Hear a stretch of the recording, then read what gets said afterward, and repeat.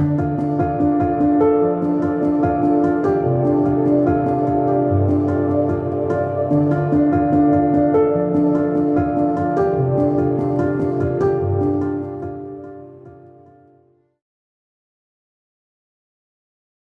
everyone, and welcome back to the George Collection. I'm Rachel Rightside Blonde.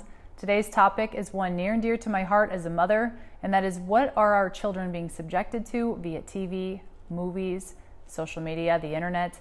I think this topic has come up a lot very recently in terms of social justice issues, but back in 1999, in February to be exact, Naomi Wolf wrote an article called "The New Kitty Porn," and it's very much tied into what's happening today. So let's read.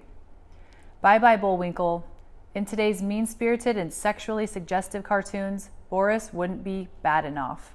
Like most parents, even those who abhor mindless TV, support PBS, and try to avoid letting children use the television as a fallback fix for boredom, I sometimes turn to cartoons.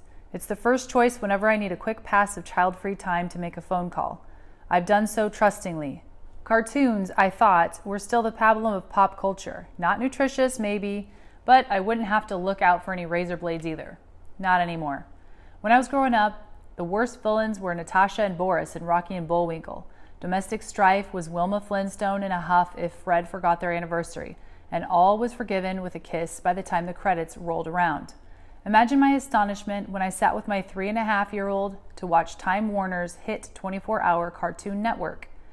If you pay any attention to the dialogue, the images, or the value-laden messages, you'll get a queasy, dawning sense that your kids have entered into a cartoon moral warp, where everything that's cool and inviting to children is being given a genuinely perverse underlay.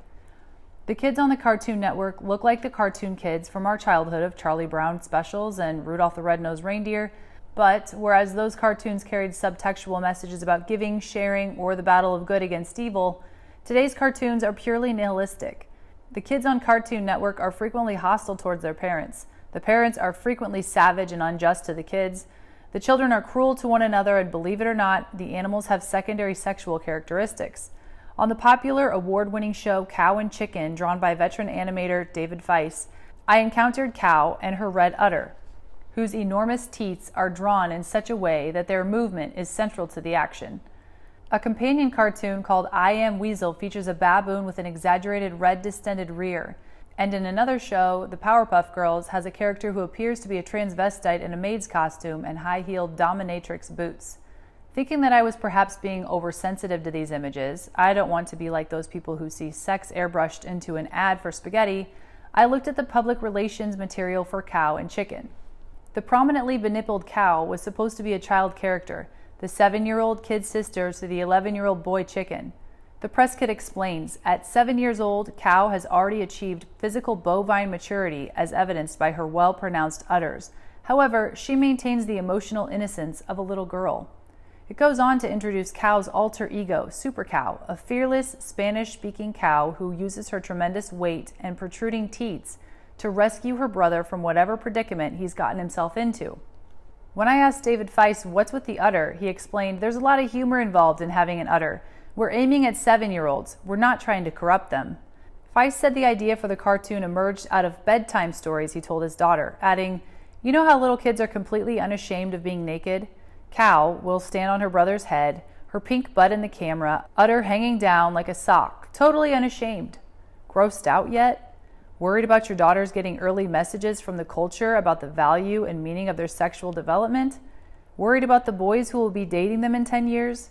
Check out the Mortal Kombat type video games that play free clips in spaces that even very small children gather: skating rinks, movie theaters, shopping malls. While these games are known for their hyper-violence, what has not yet been fully noted is the extent of which that violence has become sexualized. A new character, a busty blonde, attacks the male characters and then is flipped by them, to fall hard on her back at the feet of her attacker, long hair flowing and breasts in the air. The nonprofit organization The Lion and Lamb Project, which advocates against violence in children's toys and games, has reached out to Senators Joe Lieberman of Connecticut and Herb Kohl of Wisconsin, who are considering holding hearings on sadistic programming for children. That's an idea whose time has come. To add to all this inappropriate sexuality and eroticized violence aimed at kids is the base message, a new one, of total disrespect for parents. In the cartoons we saw while we were growing up, parents were rarely a part of the storyline, but when they were, they generally meant well and were treated with affection and respect. In most of today's cartoons, the parent figures are absent, stupid, unjust, or vaguely threatening. In the film Babe, they are helpless buffoons. In Rugrats, they are foolish, self-absorbed yuppies. South Park, which is supposedly aimed at adults, but is the cool choice for countless 7-year-olds, featured a song called Kyle's Mom is a Bitch.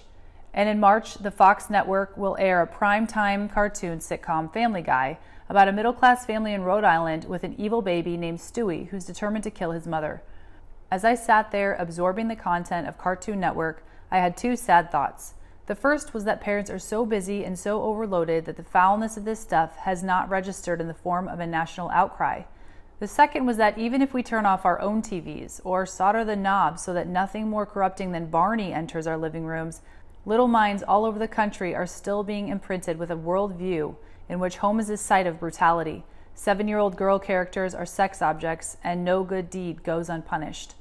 Is this twisted outlook simply an unprecedented pandering to the eye of kids for the sake of fattening the advertiser's bottom line?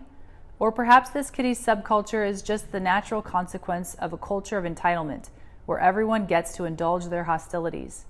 Hey kids, the animators are saying, you know all those resentments that are a natural part of growing up dependent? Well, don't worry about dealing with them constructively. That's too much work. We'll just make it cool for you to hate your folks. This article is so spot on, and as a parent, I completely agree with it. Even before I had children of my own, I didn't like Nickelodeon shows because they always made the parents out to be inept, stupid, absent-minded, and the kids were always the ones who were in charge and knew better than the parents. Another thing is that the kids are sassy. They're so mouthy, and I never wanted my children to learn to be like that that's the way society really is. So if you're a parent or a grandparent, just keep these things in mind. Watch for underlying themes. They're very tricky. One day I came in and my children were watching a show and it was about a superhero. Seems harmless. Until I realized the superhero was communicating directly with the children and encouraging the children not to tell the parents. And that right there is a form of grooming. It's teaching children they don't have to tell parents about things. I know it seems harmless, but those little things matter. And another main character in that show was extremely bratty, and that's just not what I want my children to turn out to be. So unfortunately, we had to find something better to watch. As Naomi pointed out in the article, it is tough because some parents pay attention to this and other parents don't.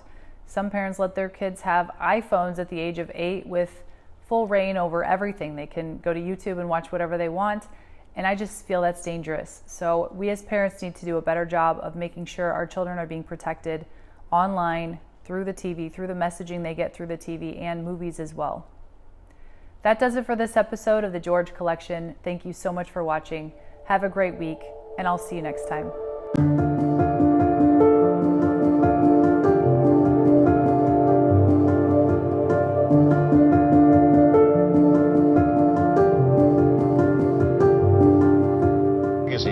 George, which is a hoot of a magazine. I thought you were a lawyer.